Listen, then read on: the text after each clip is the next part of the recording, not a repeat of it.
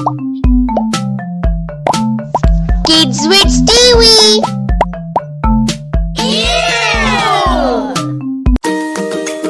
Hey kids, today we're going to learn how to grip a pencil.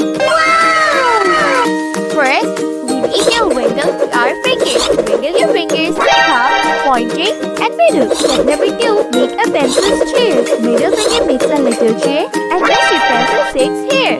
Now, we need to give a gentle hug. Thumb and pointing give a gentle hug.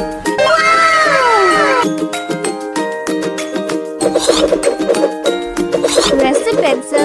Let your pencil rest on your hand. So comfy.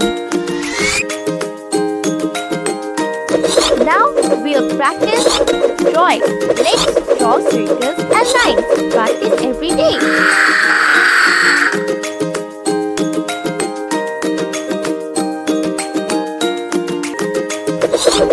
Great job, friends! You helped Mr. Pencil set the right way. Keep practicing and soon you will write like a star. See you next time. Bye-bye. For more updates, like and subscribe my channel and don't forget to press the bell icon.